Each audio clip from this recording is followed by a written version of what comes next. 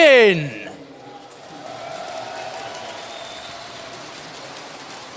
Crowd here in Jönköping has been amazing. They're super hyped. I'm ready for this. Let's go ahead and introduce these players. Starting off in the top left-hand corner from Poland, it's Team Liquid's MaNa.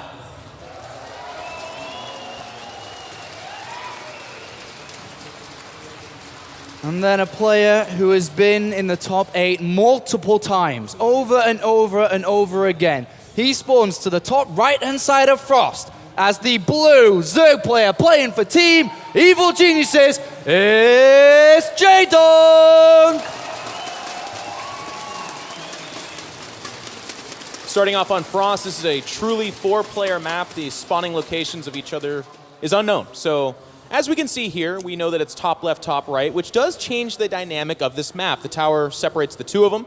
MaNa is going to enjoy a scout first here as well, so he'll get the earliest amount of information. So if Jaedong was opting for like an early pool or even thinking hatch first for himself, right now both those things are complicated because there is a probe sneaking in there and staring down all of his options. I mean, as small of a start this is, as good as it can be as well, because if he'd gone the other way, he would have sent the probe out early, he wouldn't have really got too much done, and would have scouted really late and not seen a lot. But look at this, a forge has come down, which actually really stopped my thoughts from coming into words here. What is he looking to do? The forge is down early, but there's a spawning pool anyway. This is all the rage right now. A lot of Protoss players are opening up with forge first, despite, as we can see here, a hatch first opening. It's not like Jaedong is stubbornly going to just hatch first anyways. And the idea here is that if it is a 15 spawning pool, which is what Jaedong did opt for, you can actually still cannon rush this. But with that pylon, Jaedong's going to be pushed away from wanting to do a hatch here anyways. So it should be just a safe opening for MaNa, I feel. I can't imagine him doing a big cannon rush after all this. No, it looks like he's going to plant down the Nexus now on the other side of the map on his court. And of course, the Team Liquid court up against Evil Geniuses, a long-time rivalry within StarCraft 2. But things have started off slow-paced here in this series. And we'll see which player can land the strike first. Of course, the best of 3 here between these two. The first player to get to 2 maps will move on. And then we do have all 3 hatcheries down for Jaedong. Coach in control. Sure. Being, of course, the coach of Team Evil Geniuses, what do you think is going through Jaedong's mind starting off a series against a player he's meant to beat? Is he already thinking about Tasia in this game? Is he thinking about what's happening right now? What is he thinking about? Early intel on MaNa and discussions I've had with Jaedong about MaNa's playstyle is that he's a very 2-basey kind of Protoss, usually Immortal-centric, so he's going to be looking to perhaps disrupt the economy of Jaedong leading into a timing attack of that sort. And again, these map spawning locations actually lend themselves to that playstyle, so it's going to be a little bit hard for Jaedong. So what he needs to do is stay on top of his scouting. These overlords need to get intel on things like, oh, okay, you are doing 4-gate before Robo, or you're doing a very fast Robo and very quick Immortals. These are the kinds of things that are going to change what Jaedong wants to do with his own build order, and he needs to be on top of that. And then on the other half of things, you are a Protoss player at the same time. You think that MaNa's key to success then is just the element of surprise? I think that's a big deal. In the PvZ matchup, obviously, Protoss kind of rely on doing things that the Zerg just doesn't see. Sometimes that's taking a faster third and denying scouting with a Stargate opening, going straight Phoenix, or it can be like a quick tech. We see a lot of Dark Templar play as well, even from the young guy earlier with Shaq, winning games with DTs and Blink all-ins, that kind of thing. Those are builds that are considered cheesy, but if not scouted, and if the Protoss player does a good job denying information about those builds, they can win a game against a superior player, like here. All right, well, the Cybernetics core is completed. We have a Mothership core and Stalker. The first couple of units out here for MaNa. The Mothership core obviously is going to push a couple of Lings back from the front. It starts to build up energy early so that it can use a Photon Overcharge or Time Warps later on. +1 attack has started as well for MaNa, which Jaedong is going to poke towards the front and may have seen that forge spinning around, so he knows that it's upgrading. But MaNa, with only 2 gases taken so far, is he looking at a fast third base on small map in terms of the close positions between the both of them? It's definitely possible. It can't be ruled. I don't think it can be ruled out here. But Zealot, Stalker, Mothership Core +1. This all tells me that he should be looking to do some kind of gateway timing attack. Maybe it is a 4-gate into a 3rd Nexus, but it could very well be a 6-gate. It could be an 8-gate. And here we do see some gateways going down. Just 3 now. But to your point, no gas of the natural. That's the real big indicator that we're looking at something before tech. Well, Jaedong is currently sitting at just over 100 gas, and he decides to go for the layer first. He's skipped away from Zergling speed, which would offer a great defense and, of course, options for aggression. But he is going up towards the layer. He actually catches the Zealot and will destroy it. Yeah, so really nice micro. catch. They're wrapping around the Zealot, making it impossible to escape. Now, Apollo, we were wrong, or at least I was. It is going to be a third Nexus, so that +1 attack, a little bit interesting because it's going to, of course, help in the defense, but what should follow this up is either a Twilight Council to lend itself to like +2 Blink Stalker play, which is very common right now, or maybe he just goes 1-1 standard Robo play, which is a little bit less common, but we still see it specifically in the European scene. Well, Jaedong with a couple of Lings out here is going to wrap around this Nexus very early on with just slow Zergling, so as much as the Lings aren't as useful as they are with Zergling speed, he does attempt it, but unfortunately for them, he doesn't get much done. But seeing the third base, Jaedong drones 12 more times. Currently sits at 59 drones. He's finished with the layer. What is he going to do? Start roach speed? Lots of roaches, my friend. Lots and lots of roaches. Jaedong was opening up a little bit, and I don't want to call it rolling the dice, but the layer before speed is very weak against a gateway timing attack. In this case, he's opting to be that mid-game pressure. Look to a 13 or 14-minute plus max roach pressure, and this build cancels out a third. That's basically what it's designed to do. MaNa is unfortunately playing into it. It's not impossible, it's just really hard to hold off. Where's MaNa's +2? Where's MaNa's Blink? He's actually added on a couple of extra gateways here, going up to a total of 5. Still adding on pros, but 11 roaches are on the way. Their Blink does start. A couple of slip-ups there for MaNa not to hit them as soon as possible. This is super rough for MaNa. Jaedong is on top of that scouting. You asked me the question earlier in the game. We know it. I mean, he's not even believing in this Oracle. There's nothing about this. He knows that's a scout.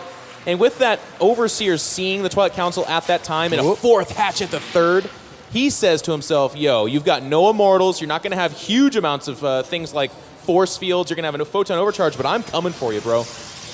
Well, MaNa with a single cannon, a second one just now built, 4 sentries with a couple of Force Fields and a Photon Overcharge. Seems like he should be okay to hold this third base, which is pretty good for him considering the economy's not that bad at all, but we do have the Spire coming into play.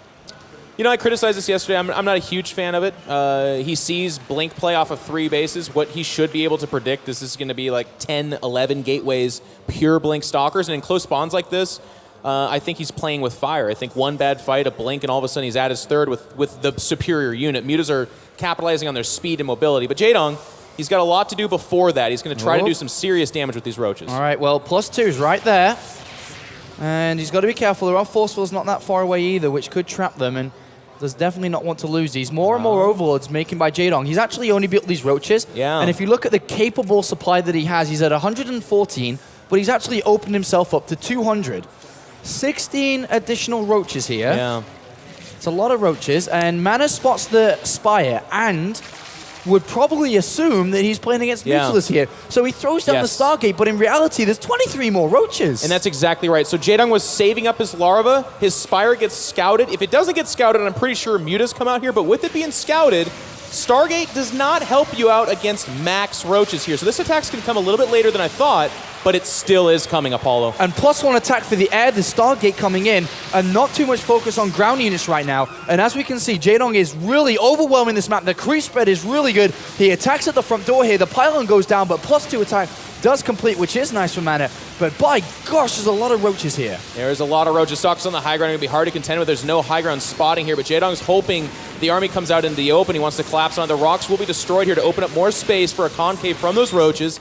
But MaNa's playing very patiently so far, but I'll tell you what, this pressure ain't over yet. Now, what Jaedong has done is by showing these roaches, I wonder if MaNa's going to cut into his Phoenix count, because I can't imagine he thinks he still needs him. Well, he's got to really do something with these roaches. It's a major investment of resources at this stage of the game, and they are getting into the third.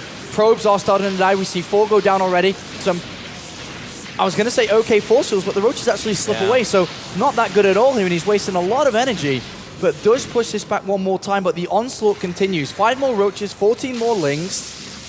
MaNa's holding on. His Force Fields are starting to dry up, though. Those were good Force Fields, actually perfect for holding off the brunt of that force. And an Observer here spotting the rest of the army. He's going to pull back. MaNa so far has survived because of the buildings kind of creating space, but all of a sudden, he moves out into the middle, and this is what Jaedong's been waiting for. All the sentries are dying, and that's a lot of gas, Apollo. There's simply no more Force Fields, so Jaedong can fight in these open areas. And it wouldn't even surprise me if he starts to hammer down into this third right now. There's so many roaches. Uh-oh, I don't think MaNa's going to be able to do too well here. If he loses that third, he needs the income. He's doing okay from the high ground here, but these roaches are targeted down the Nexus. Yeah, it looks like the third could end up dying. It's being focused on. Meanwhile, Jaedong's microing the right side of his arm. If you look at that production tab, it's just pure roaches right now coming over here, and the Stalkers are having a tough time cost-effectively killing. The third is dead. Fortunately, the probes were pulled, so MaNa really maximizing on his potential lack of losses. I guess that's a really weird way to say that, but yeah, it's true. And I was waiting for this. After killing so many sentries, killing so many Stalkers, and really stopping the Phoenix production, when are we going to see the switch? He got the Spiral, he got the +1 attack early, he's got +2 on the way, and here comes a big switch. Apollo, here they come. And now the Phoenix right now is so far acted as a scout. Look at the production tab. A Void Ray comes out. So far, MaNa says, holy cow, I need to focus on roaches. And Jaedong playing the money game. Picks off the third, gets into his ability to bring in resources, and then switches tech. Ideally, MaNa wants Phoenix for these guys. Stalkers are okay, but he's now pinned back at home. All right, well, let's see how effective these are. Remember, Stalkers have Blink. They're zooming in on +3. But here, for the first time, MaNa spots them, and this will come to a surprise. He goes towards the main and is going to deflect them for now. Yeah. Only 2 probes go down in a cannon, but remember, all those roaches are still in the middle of the map. Yeah. Not a lot of damage right there at all, but Jaedong doesn't have to do a lot of damage. In fact, these Mutalisks just represent a threat. Basically, MaNa has to have his Stalkers on call and ready to go to be somewhere, but Jaedong's going to spring the trap. He's coming in here. There is Immortal there. Good force fields to start. Mutalisks doing some fighting here that's not ideal for them, but I think it's just too much stuff. There seems to be. MaNa starts to drop in supply here. The roaches are trying to break through, but the force fields do hold them off. And Jaedong does get pushed back once again. He drops a little bit more in supply, but he's on 4 bases. He's got a 5th hatchery down the bottom right, so his income's only going to continue to stay and be steady at the same rate. But MaNa pushes him back. Yeah, and if you'll notice, MaNa's lacking things, right? He doesn't have sentries that create force fields to get that space between his Stalkers. Stalkers are okay because of their blink ability, but when they're getting attacked, they don't take a whole lot of attacking to actually die. So Jaedong reloading on roaches and lings, that means he's going to get in the face of these Stalkers, and without things like force fields or AoE, like Archons and Colossus to clean this up, it's just too much Zerg. And Jaedong's going to try and pin MaNa back here. MaNa's got to keep surviving until he can build up towards that 200 supply mark. And the targeting of the Cybernetics core, and if this goes down, goodbye Stalker production. Yeah, and he's only going to have to rely on Phoenixes in the sky. You know, the Cybernetics core in and of itself, not the most expensive building, but it's the timing of losing it right now. You actually look at that production tab, it's not even being remade just yet. I don't think he realizes, or he hasn't spent the APM to do anything about that. Without being able to warp in more Stalkers, the real critical mass of Stalkers, his one big chance in this game, is being stagnated right now. He just can't do it. And well, a Warp Prism for some form of breakout, some form of attempt to do something in this game, because so far MaNa's just been cut down and has been really restricted on his movement. And I really like the idea, right there. I like the idea of the Warp Prism spotting a herd of Zerg just moving around. It's intimidating. He's like, why are you over here? I don't know, but that looks scary. Now, there's a big warp in his Zealots, to your point. He's looking to do some harass. What's bad about this is the Mutalisks and the Zerg herd spotted this, and they can do one-way damage. Those guys are flying. Zealots, they can jump, but they ain't jumping that high. With the big switch up here from Jaedong, focusing on melee upgrades, and with the Infestation Pit finished up, he's going to go towards Hive here. Infestors are on the way. Ultimately, he's looking at Ultralisks. The longer the game goes on, the worse this gets for MaNa. He's kind of stabilized on 3 bases. He's building a decent army. But he's got to start thinking about how the hell he's going to win this game. He's thinking about surviving, but not thinking about winning. I actually really like this from Jaedong. He's actually making a lot of static defenses. I think one of the ways we talk about him losing is perhaps these Mutalisks get caught in a really bad, they just move over all the Stalkers and they get shot up and then blinked under and die. But with that kind of static defense blanket, you have a little bit of insulation between you and dying. And Jaedong has such huge production. If he's buying himself time with something like that, the options for MaNa are starting to become very minimal. Well, MaNa was able to destroy the 5th hatchery, and that's pretty good, but unfortunately for the natural harassment, that was prevented. And these Phoenix come out into a world where there's potentially very soon here infestors with fungal growth to hold them in place. I mean, these Phoenix are just... They're too late, and they're expensive for MaNa, too. He's only on 3 bases, but it's not even a true 3 bases. It's a remade 3rd base, which almost becomes like a 4th base if you think about it, minus the mining. Running out of resources is the Polish Protoss player, and those Phoenixes are going to be in trouble now because I'm pretty sure the Infestors are going to be looking to hunt them down. The Mutalisk push them one way. Where are the Infestors? Yeah, he's killing some Overlords here, which is pretty good for MaNa, to be honest. But we just saw a shot there from our observer, Funka. The main is mined out for MaNa. Now look at this. He is expanding behind this. So it's been very dire and gloom for MaNa here. But if he could distract... Oh, geez. Hold on. Boom! Oh, that's everybody. That's everybody. And he will take an Infestor to hell. No, he won't. Actually, look at Transfusion dropped and healed. But that's all the Phoenix. So MaNa, once again, takes it in the teeth there. And it's just looking very bad. What do you think about this Great Aspire coming into play? Oh, actually, hold that thought because... Well, no, never mind. Jaedong is going to go push back here. So, yeah. Great Aspire. Infestor, Great Aspire. And obviously looking towards Broodlords. That's interesting. I'm not a huge fan. I would have liked something like clobbering Ultralisk. Ultralisk Infestor Viper is so powerful, and it's, pre-Tempest. That's really one of the stronger things you can face. But Broodlords here are very strong as well. He figures, okay, I've got Infestors, I've got stacked defenses, we're in close spawns, so the lack of mobility of the Broodlords is canceled out to a certain degree by just like positioning on the map. Oh, MaNa ideally needs to save this from being destroyed here. He blinks forward and Jaedong's willing to sacrifice a couple of these Mutalisks to destroy that. And that's a nice move. And unfortunately for MaNa, his resources are going to be limited once again. Yeah, you said the right word, sacrifice there. He doesn't care about this. Right now, that's kind of dead weight. It was nice hunting around for the Warp Prism and killing that. It was nice catching all the Phoenix, and even forcing the Phoenix out is, again, nice. These mutas, they've done their job. It's time to be retired. Unfortunately, in the harsh, cruel world of StarCraft 2, mutas, when they retire, they're actually blown up. They don't actually go to a nicer place where they sit in chairs and play video games. Well, Jaedong's going to swing around. He's going to find a Phoenix out in the open. MaNa's built up a nice force, but it mostly does consist of Stalkers here, so that is something to think about, as they are going to be quite useful in blinking underneath these Broodlords. But a run by Jaedong. Are those going to be Banelings? He got Baneling's speed. He has a Baneling nest. It's highly unusual in this matchup, but one of the old strategies that Zerg used to do is make a bunch of Banelings and say, yo, go ahead and blink on top of my Broodlords. I would like to see what happens. It looks like Jaedong's willing to get rid of a couple of these units. They become more and more useless as the game goes on. And of course, he wants to dump his supply in more efficient units, such as these Broodlords. Oh, and he actually goes in here at the Mutalisk again, looking to retire them, as we say. But he's not wanting to just throw them away entirely, I guess. If you look at the resources gathered over there, as we see this third may actually go down here. I'm going to hold that thought. This is a pretty big moment. It's getting targeted down. And as Apollo pointed out, these guys, again, they too are looking to be retired, and they're going to take a Nexus to the grave with them. Yeah, and they do pick the Nexus off. A nice move there once again by Jaedong. And unfortunately, this is MaNa's only harassment since we saw the 5th base get killed 5-10 minutes ago here. So he's allowed Jaedong to mine a lot of money, to build up and upgrade a lot. I don't know what that's all about. They don't either. They're like, hey, why were we told to go over here? Zealots are going to make their way to the space. There are some Spine Crawlers here, but not enough, so Jaedong's going to want to send something. Now, we did see his Roaches and Lings die in the name of dragging a Nexus down, but he's going to want to have kind of like an emergency response team, something faster than just Broodlords. Well, MaNa now sees the Broodlords. Hallucinating Phoenix goes in and says, oh dear. Oh, there it is. There's the Tempest now coming into play, obviously looking to build up an air army. So MaNa's got to buy himself some time to build that air army of Tempest. Another Stargate comes in.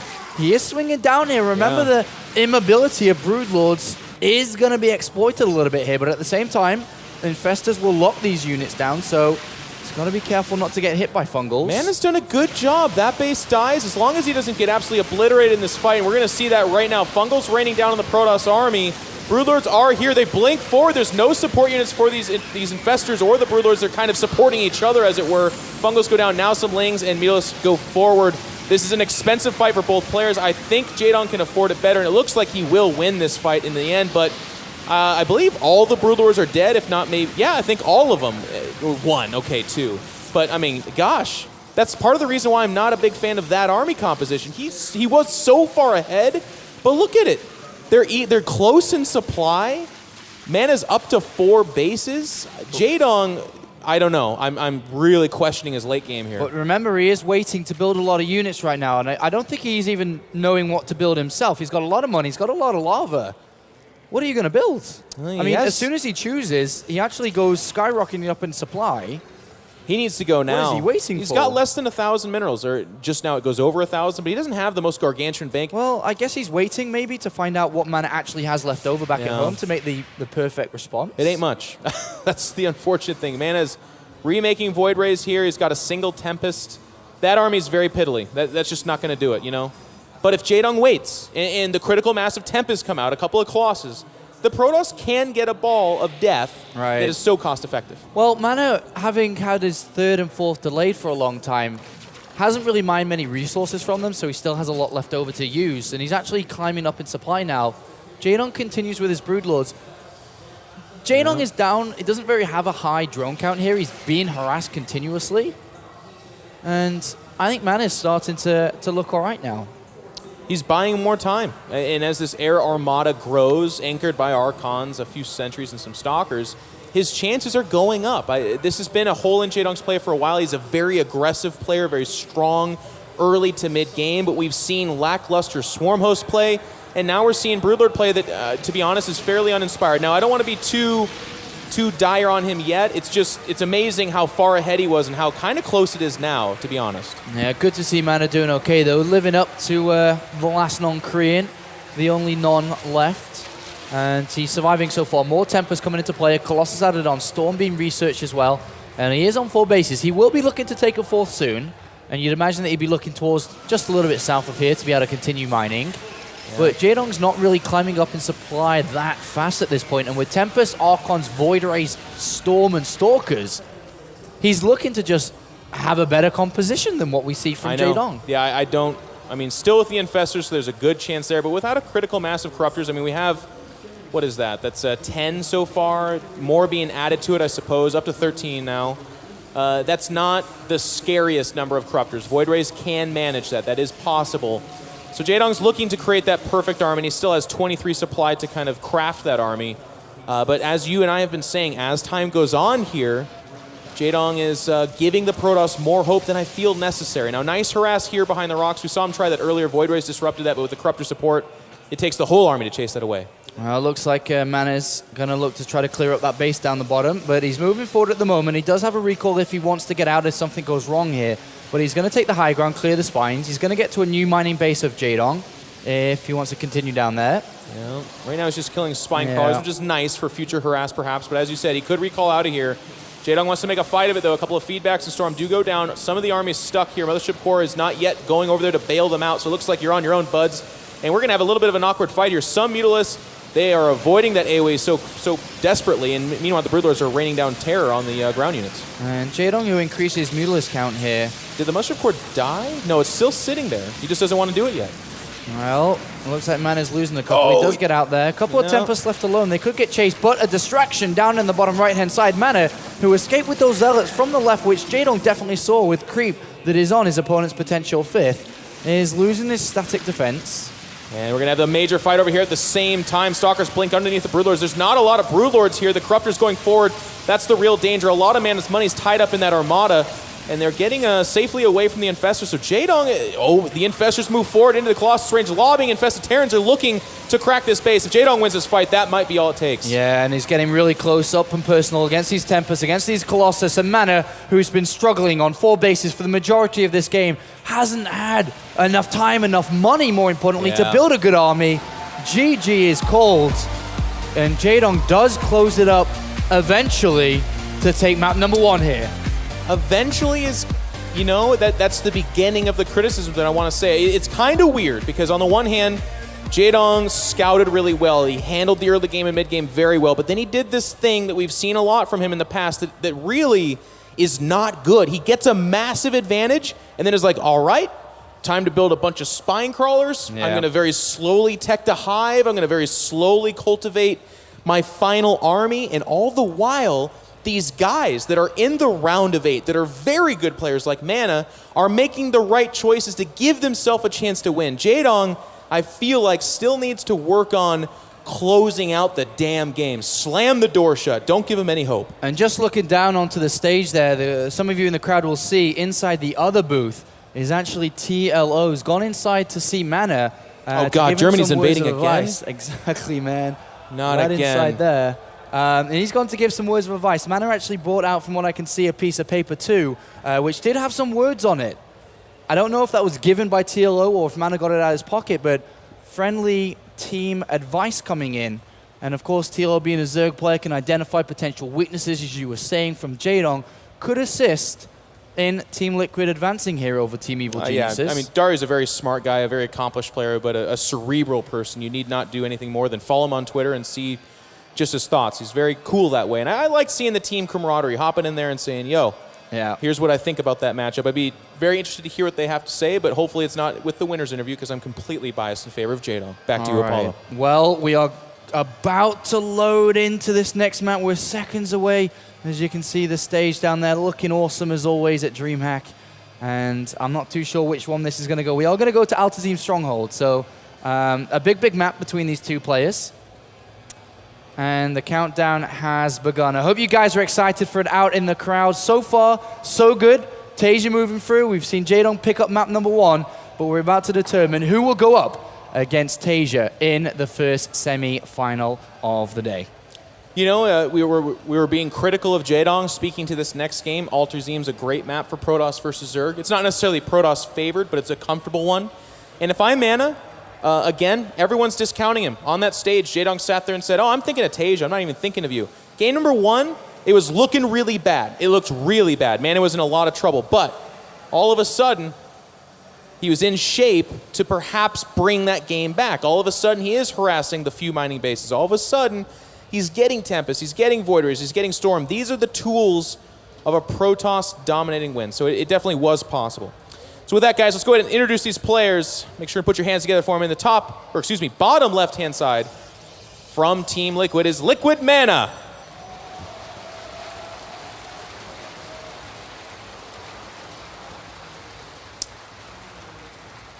A lot of fans here of MaNa, deservedly so. He's a charismatic and accomplished player, has the makings of a very sexy man. Bottom right-hand side, speaking of sexy mans, we have from Team Evil Geniuses, it's Jaedong!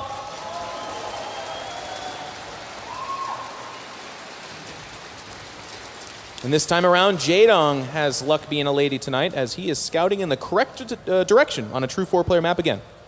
And he will be looking up against a Gateway Expand here. So starting to think a little bit about what MaNa's plan could potentially be, because very often in this matchup, on this size of a map, and even not on this size of a map, we see so many Nexus first into a Gateway or into a Forge, which really emphasizes the economy that you can bring in fast. But why would MaNa not do that here? Why has he opened up Gateway?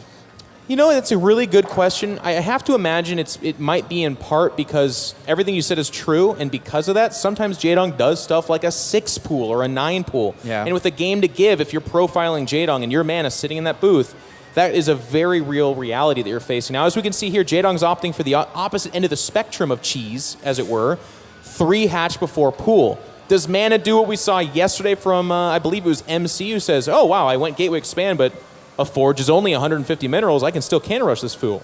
Well, looking at this, Jaedong goes 3 hatch, and he is going to spot the Nexus in a couple of seconds, so I'm pretty sure he's worrying right now. Right. But then he's like, oh, this is okay, woohoo. And wait a minute. Did Jaedong just build an Overlord as well? That is an Overlord. Why did he, what? Is this going to be 4 hatch before pool? What the hell is, why Absolutely did he, not. That'd be crazy. Why did he get the Overlord before the spawning pool? They needed it, I guess. But I mean, think about how delayed the spawning pool becomes with an extra 100 minerals it's greedy that's ripped as crap. away. It's really, really greedy. Look at his production tab. He continues to drone past this, so... This is not just 3 hatch before pool. This is 3 hatch and like 57 billion drones and an Overlord before pool. Wow. Interesting. Very greedy play from Jaedong. So a small little difference that you don't usually see that often from Zerg players, but lots of drones on the way for Jaedong. Well, it's economic cheese. Like I said, he's... Yep. Jaedong, he never gets called a cheesy player, and I think that's correct because he deserves more respect than that. His gameplay is all over the place. But as a guy that's been watching him since the beginning, I can tell you, in a best-of series, expect one version of some form of cheese in one of those games, if not more. He does it every time. All right, so for some of you may not following, Jaedong's opened up with a very good opener that's going to really bring the money in. Where on the other side of things, MaNa played a little bit more conservative with his opening. He didn't really rush out a lot of probes here. He got a decently timed Nexus, but he's definitely going to fall behind in the economy for the next little part of this game. But he's decided to throw down the Stargate, which offers options to bring Jaedong down a notch. Stargate, very common on large maps, and Altazim is as large as it gets. This gives you access to things like oracles that can really cut into the literal economy, or, in my opinion, what we're seeing a lot of, and perhaps I'm more, I don't know, favored towards, is Phoenix. That gives you kind of long-standing threat to queens, overlords, and drones, primarily. But it really functions as the ultimate scout, too, because Phoenix are bold, and when they're in a cluster, they can fly in anywhere. It's like Spore Crawler, well, we don't really care. We won't hang around for a while, but we'll fly by you. Well, Jaedong really hasn't seen what MaNa's up to yet. He's having a quick look at the front door, sees no chrono boost in the cybernetics core, and decided to give a Zergling for free. Yeah. But still, from this position, a little bit clueless to what's going on, but the Phoenix is about to pop out, so he will get an idea once, of course, the Phoenixes start to kill some overlords here. But overall, drone. And even the gas was taken a little bit on the later side as well for Jaedong, past the 6-minute mark there, and only just now starting to bring in that. Yeah, and even that is, to be honest with you, a form of greed. This is a very kind of gasless opening from the Zerg player, and he's going to be happy to see Phoenix right now. Apollo, I mean, what this says to him is, okay, maybe a couple more queens and a Spore Crawler per base. That is a little bit of cost, but it could be scarier. This is completely fine for his opening. So interestingly enough, Zergling speed starts before the layer compared to the previous game. Then double evolution chamber.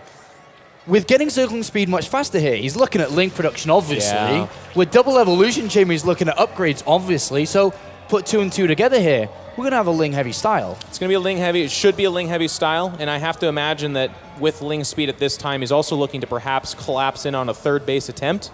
Phoenix are very strong at economic harass, but not so much good at the base defense style. So if MaNa tries to take a greedy third behind this, Jaedong's going to look to challenge it, is my estimate. But it's not that greedy of a third base. It's Stargate into 3 additional gateways into the robotics facility. He's slowed down his own game, but at the end of the day, right now, Phoenixes are important. They need to get damage done. The more these Phoenixes do, the easier the game becomes for MaNa.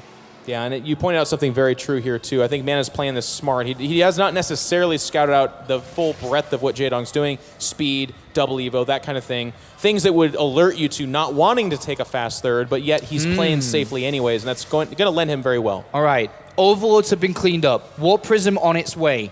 How important is this ramp to MaNa? Is he looking at that ramp? Oh, yeah. Is he Sentry, Zealots, +1 attack, remember, as well? 40 Lings are on the way. Yeah, depending on where they are, I guess, is kind of important to how this shapes up, but I don't even think... Okay, there is 1 Sentry there. One of the things that's kind of rough about this map, though, is that that ramp has 2 hatcheries behind it. So yes, it's a really strong strategy, and I don't want to take this away from him potentially. The problem is there's going to be a lot of production behind it even. So MaNa has to pull this off damn near perfectly. Well, Jaedong sees there's still no third base. He's got to be questioning, what the hell are you doing behind Phoenixes, bro? Yeah. But his Lings are on the other side of the map. The Warp Prism is about to go inside the main. Zealots it's got 4 Zealots. What is he going to warp in, though, more importantly? 4 more Zealots. So I don't, 8 Zealots +1, though. This, I mean, not that he can know this, but there's like 60 Zerglings out there. This is rough. I would have rather had sentries, obviously. All right, well, he is going to hug these mineral lines, and it's going to be hard to get the surface area, but as you said, there's a lot of Lings here, and he's going to have to warp in some more Zealots. They will trade okay against this, I suppose, but with 1-1 upgrades not even that far away coming in for Jaedong, he's going to be fighting fine against this. I mean, Jaedong just kind of blindly is playing his opening's very good against this. He was going to make Zerglings anyways. It's not like these were forced out or anything like that, right? He wants this number regardless, and then he's going to use these Zerglings to challenge a third. So this third, we see a robotics bay for MaNa. And when I say this third, I mean, we can see there is none being made. What I mean is the potential one that has to come. It would be very strange if he makes this into 2-base all in. It's going to be tough. It's really funny as well, Jeff. We talked about how greedy the opening was for Jaedong, but he only went to 50 drones. Yeah. And it hasn't really lost any either. So as greedy as the opening was, he didn't really use what he had to its full extent. I disagree. He didn't scout a third, so you do stop at 50 drones. To go beyond that would be... Right, yeah, so I'm saying he didn't overdrone and played it out right. All right, here we go. This third base will be canceled almost immediately. MaNa's going to have to even hold on to these units. There's no Warp Prism here, actually, and these sentries are in danger. Force fields are okay, but they need to hold out for a while. Jaedong's going to back away, goes after that 1 Zealot Warp, and does he get the probe? Yes, he does. And now he can work on the pylons. I mean, this is just so annoying for MaNa. Yeah, MaNa's definitely having a bit of a difficult time here. Jaedong's got good upgrades coming in. Warp Prism going to try something else now, but MaNa is a long way away from taking any good fights. He obviously has gone and chosen Colossus Tech. He needs to get the Colossus back into this game.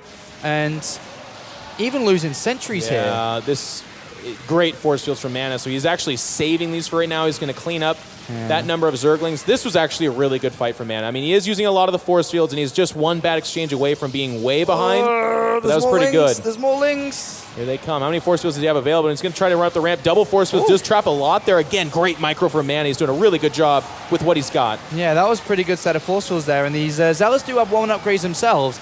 Good force field again, a good position for MaNa. And he does hold on to this, but there's another wave again coming here. Yeah. Endless waves of Zerglings coming out from Jaedong, and the 2-2 upgrades are just marching on as well. That warp prism. Okay, never mind. I thought it was actually warping in units. I love what MaNa's doing in the backfield, by the way. It's really underrated. He's actually back there cleaning up a lot of the creep tumors with the warp prism and a couple of zealots and the security blanket of the sentry, or not sentries, the Phoenix.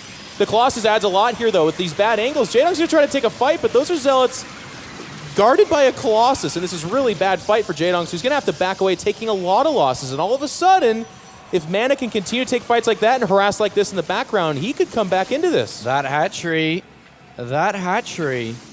is down to half health. And if this falls, this is a big hit. This pushes Jaedong back to 2-3 bases, sorry. And whoa, big pickup there by MaNa. That's a big win. Very nice move. And again, if you look at the production tab, Jaedong is upgrading air attack. So he wants to switch to mutas, but I believe, yep, there they are. Those Phoenix, numbering at 7, are still out there. That tech switch from Jaedong would be met by the proper response that was just already made. MaNa adding Colossus, getting this third up and going. There are some Corruptors there. They need to get out of there. But MaNa's looking really good. Even with a supply advantage right now, he's playing really well. Yeah, I think there may be a very strong opportunity here for MaNa to move out within the next couple of seconds. He's going to continue harassment with the Zealots and Warp Prism towards the back here. And the Warp Prism does survive. Void Ray's been added on. +2 has completed, and Blink not too far away as well. I think MaNa's starting to build an army where, against only Lings and Corruptors, not bad, but here comes Mutalisks, of all things. Yeah, well, I mean, that was... You open up Corruptor if you're going to be facing Phoenix like this. It's not ideal, but it's what you have to do. Warp Prism could... Oh, gosh! Okay, I was going to say, if that random one Spore Crawler that was still hanging back picks it off, that would have really sucked. But Jaedong is only now pushing towards... he's getting his 4th hatch down. It was sniped. So, again, MaNa... What I'm worried about for him is he needs to see that there are now mutas out. And guess what? That Warp Prism's going to die in exactly that name. He says, okay, maybe another Stargate or 2, which he can now afford to do with that 3rd up and mining. So, again, and you know what? I love this response from MaNa, too. Push out while the Mutalisk count is low and weak. And as long as he doesn't take a really bad fight, this could be a winning blow. Got to keep these Phoenixes alive. He loses one immediately. Stalkers do blink forward here. MaNa going to strike. And he's got the Corruptors on the run. The Corruptors can get blinked under and picked off. MaNa was threatening to just go for the guttural and win the game, but instead he's going to go for the army, and that's another way to win the game, basically. Looks like Jaedong going to counterattack with a couple of Lings on the other side here. He needs to build up this Mutalisk count, and with the 4th base being destroyed, his gas has been limited. Really good control from Jaedong, though. He's taking every time he moves around, he's picking off some of these Phoenix, and he's really cutting into that count. Meanwhile, Zealots Zerglings, are trying to bust into the main base. MaNa's actually getting out-controlled here, I got to be honest with you. There's a lot of Stalkers, so the threat is not impassable for him, but they did too much damage, and a lot of probes did die over here at the 3rd as well. 15 probes, 4th base being challenged again here by MaNa, is chasing down these Corruptors and Mutalisks, and he's still got 21 Stalkers. +3 attack isn't too far away. He's cleaning up the Zealot counter. A lot of Zerglings are coming out, Apollo, and Zerglings are great, but if there's 3 Colossus out there, not so much. MaNa's in a really scary position where he could really just kill Jaedong right now. Yeah, definitely could here, and he's pushing forward again. He's got more of the reinforcements coming back, and the Colossus are going to try to get targeted down here, but he can't really bring them down fast enough. And here comes the flood of Zerglings. Great force field to keep the Lings away from getting a full wraparound. And here, MaNa, will he stand strong against what Jaedong has? And he's starting to whittle down the units. There's a few Stalkers, more reinforcements from the left-hand side of here. Huge and wave of reinforcements come in. Jaedong doesn't have much, and he's coming back with more Zerglings, but those Zealots add such a nice buffer. Even the Corruptors have to turn tail and run, and their only job right now is to fight those Void Rays. MaNa has held and is pushing in for a death blow. Jaedong loses his 4th base in the background. He's just got scraggling units coming out here, and MaNa's taking an amazing fight. This should be very good for him. He's controlling perfectly. He's really got rid of the main part of the army from Jaedong, and MaNa with more reinforcements, killing the drones now. 80 going down, 40 links coming in, but it doesn't matter. GG. MaNa equalizes the series. It's 1-1. And a good game there from the Polish player. And MaNa says, I bet you're thinking about me now. That was a really good game from him. He was on the edge of the cliff a few times. A couple of bad force fields. He loses all those sentries, or if he loses the Nexus 1 or 2 more times. These are, Zergling's getting into the main. These are the kinds of tools that Jaedong uses to clamber his way up tournaments into the higher ranks, but MaNa was there at each turn to make the right choice and to execute it properly. He played really well, and getting close spawns in Alter Zeme like this, he even recognized the situation as it was and said, okay, I lost the Phoenix, you outcontrolled me there, but you kind of overinvested in Mutalisks that are weak against Stalkers, and I'm right here at your base. GG, Jaedong. All right, so MaNa from Team Liquid now fighting as the only non-Korean left in this tournament, has an opportunity to keep Jaedong away from Tasia, to take an opportunity for a team fight himself in the semifinals. We will see what he has coming into game number 3, because as the Protoss player against the Zerg, it's usually the Protoss who needs to decide on what they're going to do, and then it's up to Jaedong on the other side to find out, to then scout, to stop it.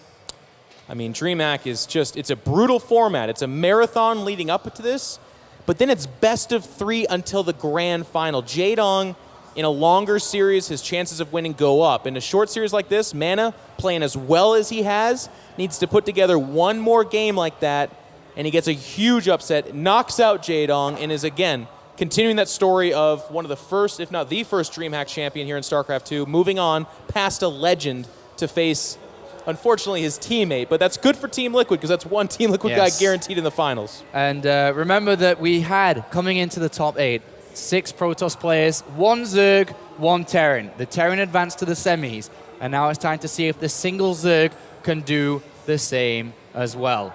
But we have a European Protoss player who stands against 7 Koreans as well.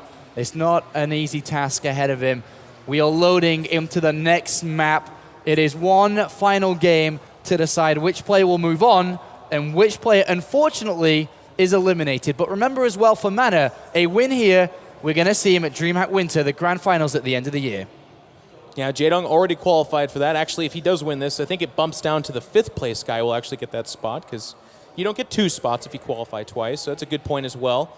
The map is going to be King Sejong Station. This is typically considered very good for Zerg over Protoss in this matchup, but that's not going to hold MaNa back. He played so damn well in that game number 2. I really feel like Jaedong's getting more than he bargained for, and we'll see if he can seal the deal. Let's go ahead and introduce these players. All right, here we begin. Map number 3. Which player's going through? Is it going to be MaNa? Is it going to be Jaedong? I hope you guys are ready. Let's begin again.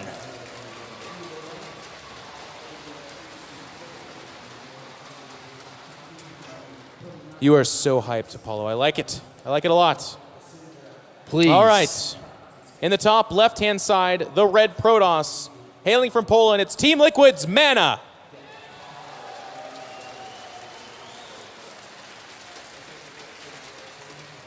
And then we have the player who won the first game, lost the second. Down here as the blue Zerg playing for Team Evil Geniuses. Please make some noise for Jaedong.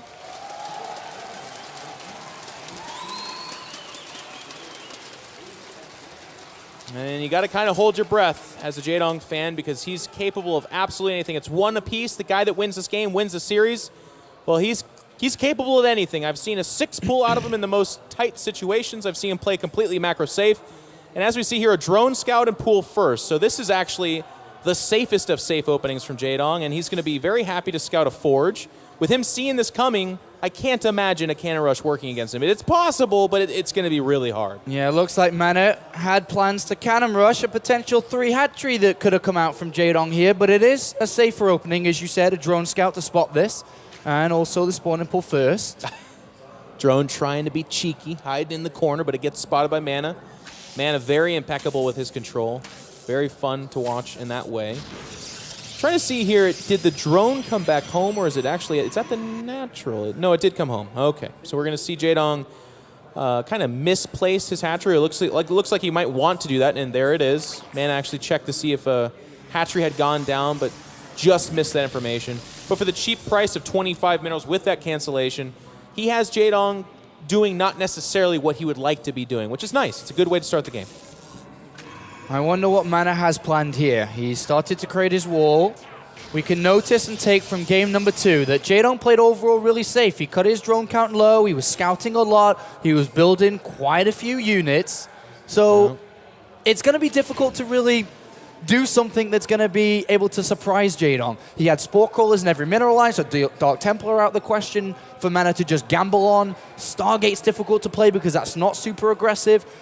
You know, a 2-base gateway attack is hard to pull off, an immortal attack is hard to pull off. Do you think he leans towards a fast third if all these options don't seem to be able to break Jaedong? Well, this map, I think above the first 2 maps that we saw, is the hardest of these 3 to take that fast third, and that's what we've seen from MaNa so far. But you'll go back to my pre-series comments. Honestly speaking, the intel on MaNa leading into this was that he's a very 2-basey Protoss, so he's very good at it. That's why he does that.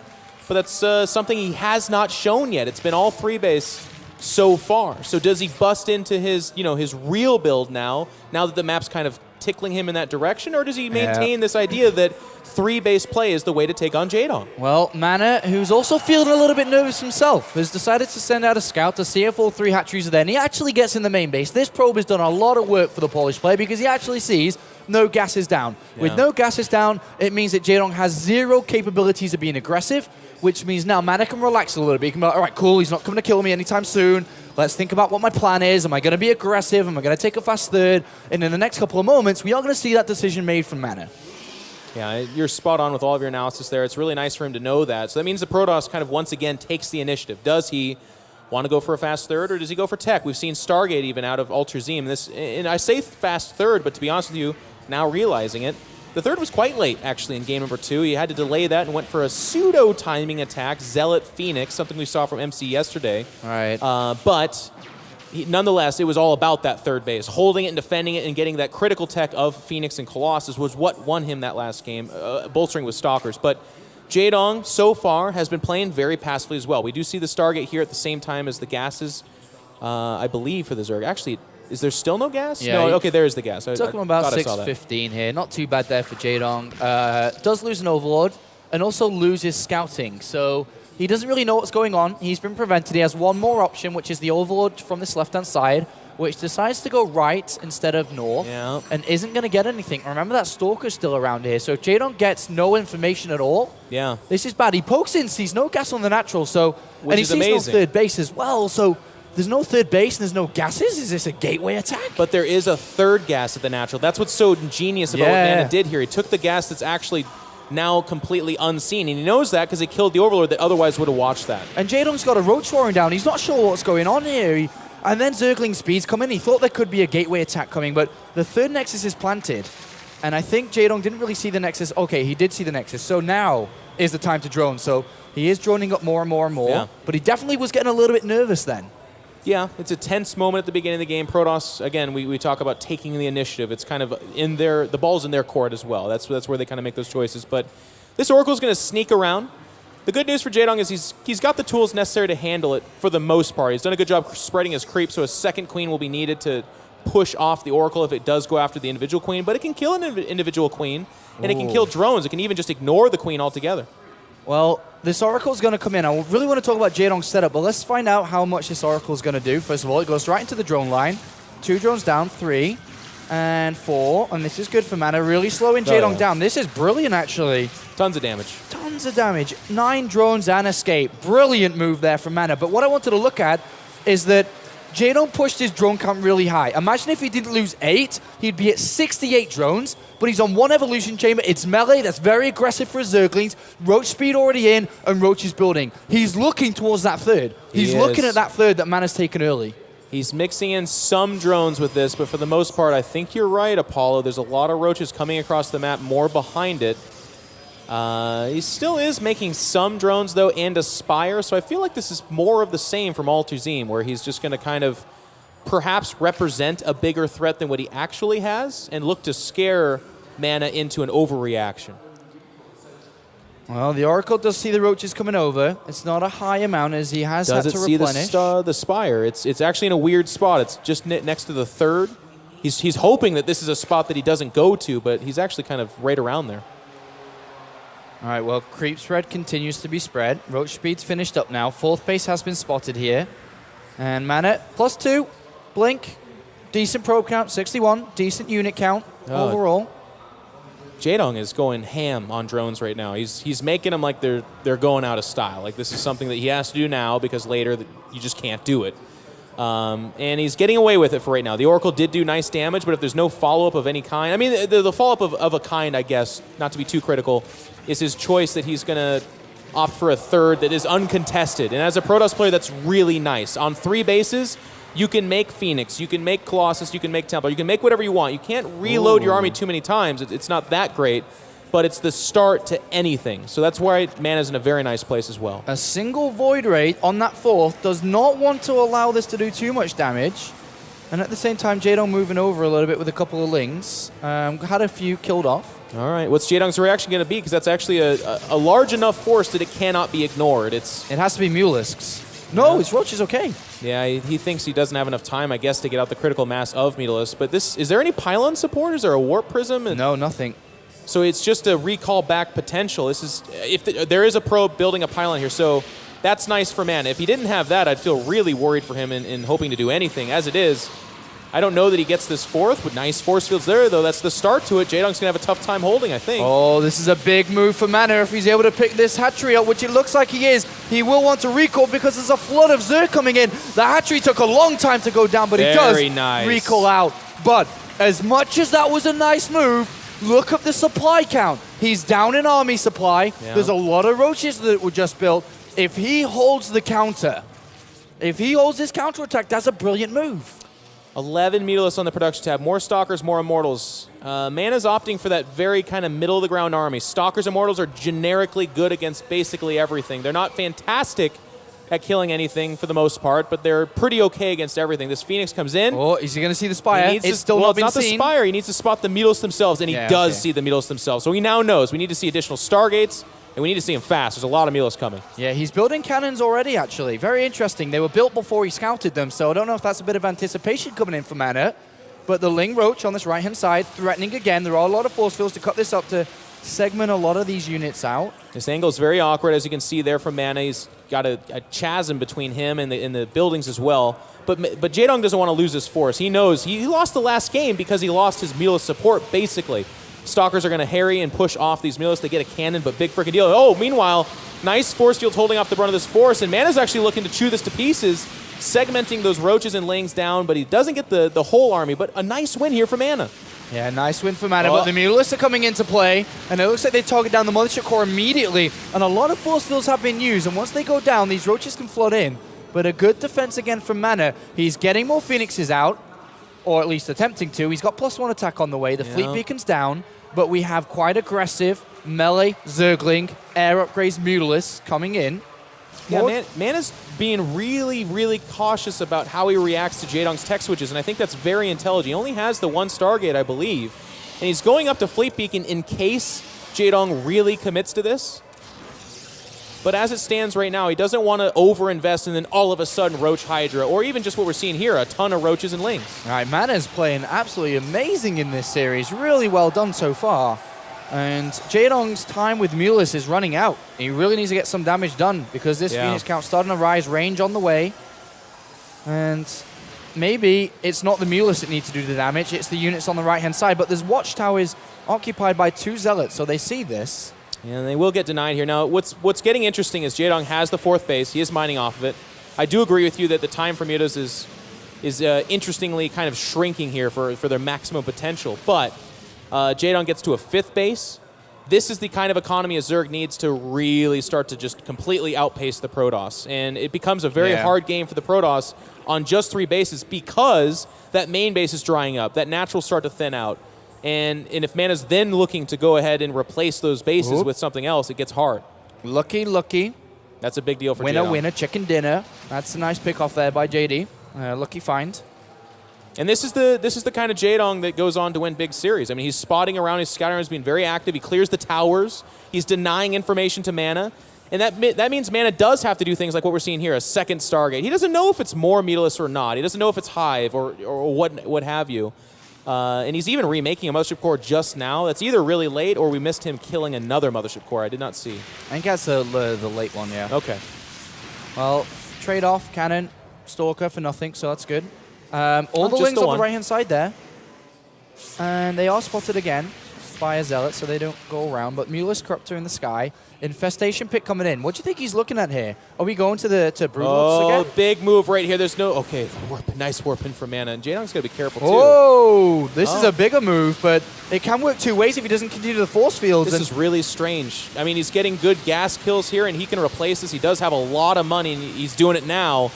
But this is not bad for MaNa at all, picking up some roaches there as well. Yes, he lost a few sentries, but he still has a bunch behind that. And more importantly, Apollo, these sentries have been around for a while, so they have a lot of energy. There's still a lot of force fields in this army. The Mutalist count's about to go up to about 31. Corruptors are going to support them well, hopefully. Yeah. The +2 attack is seconds away, just now finishes for these Stalkers, so they're going to do quite a lot of damage in conjunction with the Phoenixes too. And then we have the Templar Archives, the Robotics Bay coming in. So MaNa's going to look for a 4th. He needs more money to be able to build and use these later game tech structures. But Jaedong, where is he really going with this army? He's on this left-hand side. These Meatless are collapsing on the Phoenix. I don't think the Phoenix are paying attention. There's actually a lot of them that are dying here. I think, well, maybe 3 or 4, but even 3 or 4 with how he's been kind of a cheapo about it is a lot. Meanwhile, we did have a skirmish on the right side that was shown. Lings and Roaches just getting diced up by force fields. Did you prefer Ultralists or Broodlords again? Not Broodlords. So good Ultralists? God. Maybe Broodlords in the hands of somebody like Scarlet, but Jaedong was very uninspiring with that. But we might not even see that. Okay, good spine crawlers here. It's going to be a tough shell to crack for MaNa, getting up that ramp. Well, also remember that MaNa is catching up in supply. Jaedong has really put static defense everywhere, which makes it harder and harder for MaNa to fight. Jaedong's not even looking to fight here. He actually goes towards the 4th, towards the natural, 2 locations at once. What is MaNa going to do? Now the pressure's on. Now the decision making must be clean. Is he going to kill this from recall? Recall's back. And a big recall. And doesn't really get too much done, but he does. Did he kill the base? He left something Zealots behind. Left 2 Zealots. They've got to kill this hatch. I don't know. I don't even know if they'll kill it, but I think, you know what, Apollo, you said something that was very subtle but extremely astute. What is he going to do? What is his decision right now? And recalling back, it's a pretty okay one. It's pretty okay. I know that base dies, but Jaedong's been banking money. And he denies a 4th, and he's cleaned up the static D on that natural. MaNa's in a tough spot, I got to be honest with you, for right now. Definitely an interesting style coming out here from Jaedong. He's going to take the fight to the Phoenixes and to the Stalkers. And these Mulists, with +2 attack, are doing a lot. They wear down the Protoss army. And with killing 13 probes while this is going on, we're denying the 4th base on the right-hand side. The Phoenix! And the Phoenix is going down again. Jaedong is trading excellent. Remember, even though the base in the bottom left was killed, there's another one. On the right-hand side, Jaedong is able to continue to mine. So he's managing his economy very well. He's taking the right fights. As you can see on screen, more minerals, more gas, and 3 upgrades. He's not using the Hive for Broodlords or Ultras. Apollo, a big difference between these 2 games is on Ultra Z, MaNa was able to effectively harass, getting Zealots into 4th and 5th bases and crushing them down. Whereas in this game, Jaedong's not allowing for that harass, which means he's getting that economy up. It took the whole army of MaNa to kill the 4th base, which just regrows like a tumor. The Nexus is being targeted here by the Mutalist, and MaNa is going to take a big hit here by Jaedong. He loses the natural Nexus, will prevent the gas from that base more importantly than the minerals. Yeah. And on the 4th at the same time, Links come in, and this is going to have to be cancelled as well. Yeah, the whole army moves over there from MaNa to try to stop the bleeding from these Mutalists. The 4th does get canceled. Archon's even getting isolated. It looks like they might lose 1, but I'll tell you what, this is a throwaway army from MaNa, or excuse me, from Jaedong, and any Archons or Phoenix loss is a big deal. And remember, unlimited resources. What's the number threat for MaNa? It's the air. So if the #1 threat is air and you're on limited resources, what the hell are you going to do? Yeah. Build Phoenixes. But with the Ultralisk cavern being finished up and the upgrades all about to complete, a big switch with the economy that Jaedong has, the lava that he has, this Ultralisk switch is going to be so deadly if he doesn't start to identify that that's a possibility. MaNa's got to do something. He moves over the Warp Prism. The Mutalisk and Corruptors are out of position. They're denying this fourth once again. Oh. The natural nexus of MaNa is not being remade. He says, I got to do something right now, and he's going to go after it. He goes for the central location where all the Spine Crawlers are. He has busted through. Jaedong is remaining committed to this counterattack style recall. Oh, and the Mothership Core dies in the last second, so it cancels the recall. That's a dramatic and terrible moment there for MaNa. Oh boy, and with losing the third base like this, MaNa does not have income. He's got a little bit of resources left over, but the problem is, you aren't adding to that army, not effectively, not not a massive impact to the army that he has currently. So he's stuck on what he has. Every unit he loses while Jaedong mines more, obviously goes in favor of Jaedong. Jaedong circling here, looking for that date with Destiny. He wants Tasia, the final boss of Team Liquid. MaNa has played a really, really good series, and even in this game, he had his moments, but Jaedong is smothering him right now. The Warp Prism and Zealots in the background did get well, not the Warp Prism, I guess, but the Zealots, soon to be the Warp Prism, perhaps. Ultra's Tech doesn't really have an answer. There's 2 Immortals out, but to your point, Apollo, MaNa's not really mining, so basically I can say anything right now, and MaNa's having a tough time with it. Oh boy. Jaedong making the killing move right now. Ultralisk, MaNa, as you say, simply isn't going to be able to deal with these properly. Jaedong is mining, MaNa is not. He's going to try and attempt to take that third base back, but as you said, Jaedong very close to getting the game he wants. He's called out Tasia. He wants to play him. And MaNa right now has got a lot of work to prevent that from happening. And MaNa's going to just push it forward here. He's going to go down like a warrior. He's not going to just throw in the towel. And here comes some Ultralisks. But it looks like Jaedong and kind of... I mean, it's weird. He's known for his aggression, but it looks like he's learned from it for a little bit. He's even got a base trade. He has the bigger army, but he says, nah, this is what I was always going to do. And he's going to let MaNa do some pretty severe damage with this army. And he's was hiding the Ultralisk there on the natural, but they have been spotted. And Jaedong does again prevent the third base. He's hiding the Ultralisk inside the main. I think this is the time where Jaedong says, okay, it's time to kill the nerd. It's time to kill this guy. The Mules come back. The Lings are on the way. And Jaedong is moments away from stepping into the semifinal. The Ultralisk will come down from the main. The Lings and Mules have had enough from the Protoss player, and he's about to take the engagement he wants. This will put Jaedong in the semi-finals. He goes in, the Ultralisk to fight, and the Mules are going to rain havoc here. MaNa's done well, but it is not enough to stop the Tyrant. GG! 2 games to 1. Jaedong advances to the semi-finals, and he gets his wish. He gets his wish to play against Tasia. Jaedong points to the fence and in.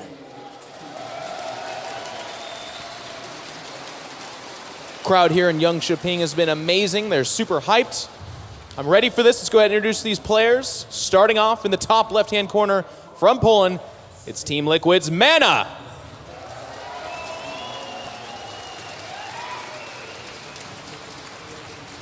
And then a player who has been in the top 8 multiple times, over and over and over again.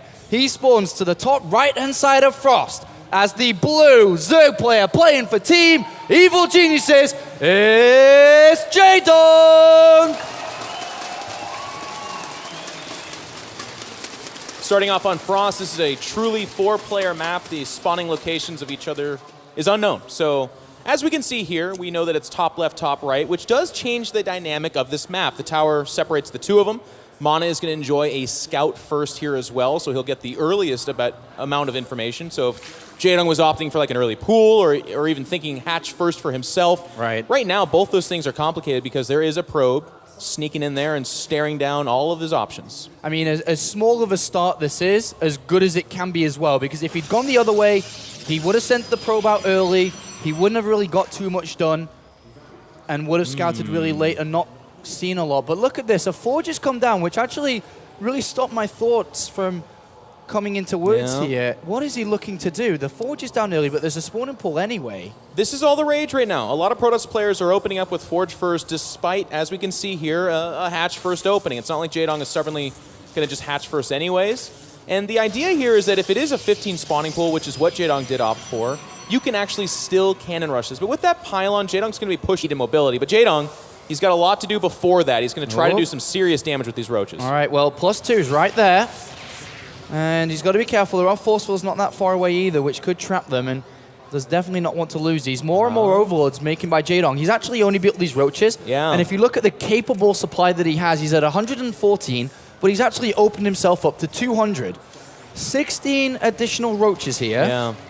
It's a lot of roaches, and MaNa spots the Spire and would probably assume that he's playing against Mutalist here. So he throws down the Stargate, but in reality, there's 23 more roaches. And that's exactly right. So Jaedong was saving up his larva. His Spire gets scouted. If it doesn't get scouted, I'm pretty sure Mutas come out here, but with it being scouted, Stargate does not help you out against max roaches here. So this attack's going to come a little bit later than I thought, but it still is coming, Apollo. And +1 attack for the air, the Stargate coming in, and not too much focus on ground units right now. And as we can see, Jaedong is really overwhelming this map. The creep spread is really good. He attacks at the front door here. The pylon goes down, but +2 attack does complete, which is nice for MaNa. But by gosh, there's a lot of roaches here. There's a lot of roaches. Stalkers on the high ground are going to be hard to contend with. There's no high ground spotting here, but Jaedong's hoping the army comes out into the open. He wants to collapse on. The rocks will be destroyed here to open up more space for a concave from those roaches.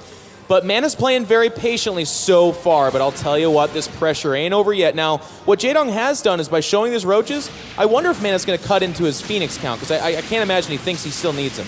Well, he's got to really do something with these roaches. It's a major investment of resources at this stage of the game, and they are getting into the third. Probes are starting to die. We see 4 go down already. Some, I was going to say okay force fields, but the roaches actually slip away, so not that good at all here, and he's wasting a lot of energy.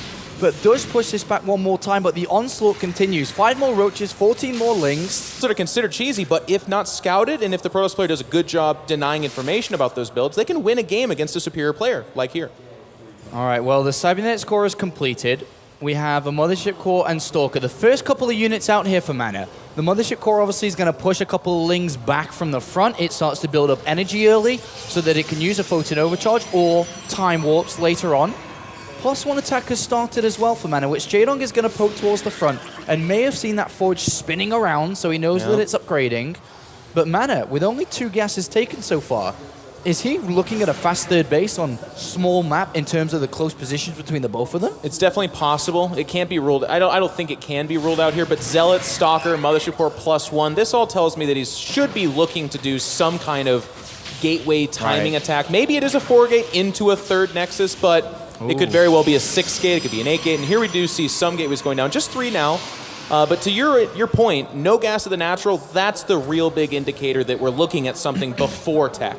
Well, Jaedong is currently sitting at just over 100 gas, and he decides to go for the layer first. He's skipped away from Zergling speed, which would offer a great defense and, of course, options for aggression. But he is going up towards the layer. He actually catches the Zealot and will destroy it. Yeah, so really nice micro. catch. They're wrapping around the Zealot, making it impossible to escape. Now, Apollo, we were wrong, or at least I was.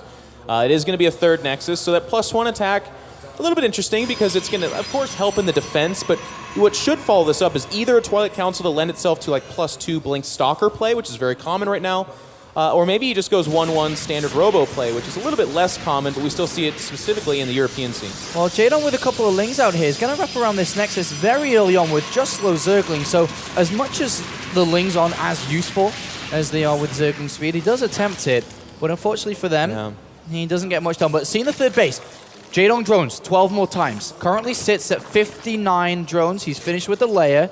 What is he going to do? Start roach speed? Lots of roaches, my friend. Lots and lots of roaches. Jaedong was opening up a little bit, and I don't want to call it rolling the dice, but the layer before speed is very weak against a gateway timing attack. In this case, he's opting to be that mid-game pressure. Look to a 13 or 14-minute plus max roach pressure, and this build cancels out a 3rd. That's basically what it's designed to do.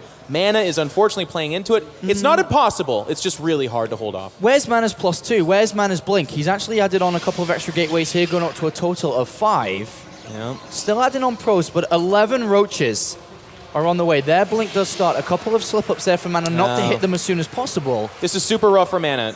Jaedong is on top of that scouting. You asked me the question earlier in the game. We know it. I mean, he's not even believing in this Oracle. There's nothing about this. He knows that's a scout. And with that Overseer seeing the Twilight Council at that time and a 4th hatch at the 3rd, he says to himself, yo, you've got no immortals, you're not going to have huge amounts of things like force fields, you're going to have a photon overcharge, but I'm coming for you, bro. Well, MaNa with a single cannon, a second one just now built, 4 sentries with a couple of force fields and a photon overcharge. Seems like he should be okay to hold this third base, which is pretty good for him considering the economy's not that bad at all, but we do have the Spire coming into play. You know, I criticized this yesterday. I'm not a huge fan of it. He sees Blink play off of 3 bases. What he should be able to predict, this is going to be like 10, 11 gateways, pure Blink stalkers. And in close spawns like this, I think he's playing with fire. I think one bad fight, a Blink, and all of a sudden he's at his third with the superior unit. Mutas are capitalizing on their speed away from wanting to do a hatch here anyways. So it should be just a safe opening from MaNa, I feel. I can't imagine him doing a big cannon rush after all this. No, it looks like he's going to plant down the Nexus now on the other side of the map on his court. And of course, the Team Liquid court up against Evil Geniuses, a long-time rivalry within StarCraft 2. But things have started off slow-paced here in this series. And we'll see which player can land the strike first. Of course, the best of 3 here between these two. The first player to get to 2 maps will move on. And then we do have all 3 hatcheries down for Jaedong. Coach in control. Sure. Being, of course, the coach of Team Evil Geniuses, what do you think is going through Jaedong's mind starting off a series against a player he's meant to beat? Is he already thinking about Tasia in this game? Is he thinking about what's happening right now? What is he thinking about? Early intel on MaNa and discussions I've had with Jaedong about MaNa's playstyle is that he's a very 2-basey kind of Protoss, usually immortal-centric, so he's going to be looking to perhaps disrupt the economy of Jaedong leading into a timing attack of that sort. And again, these map spawning locations actually lend themselves to that playstyle, so it's going to be a little bit hard for Jaedong. So what he needs to do is stay on top of his scouting. These overlords need to get intel on things like, oh, okay, you are doing 4-gate before Robo, or you're doing a very fast Robo and very quick Immortals. These are the kinds of things that are going to change what Jaedong wants to do with his own build order, and he needs to be on top of that. And then on the other half of things, you are a Protoss player at the same time. You think that MaNa's key to success then is just the element of surprise? I think that's a big deal. In the PvZ matchup, obviously, Protoss kind of rely on doing things that the Zerg just doesn't see. Sometimes that's taking a faster third and denying scouting with a Stargate opening, going straight Phoenix, or it can be like a quick tech. We see a lot of Dark Templar play as well, even from the young guy earlier with Shaq, winning games with DTs and Blink all-ins, that kind of thing. Those are builds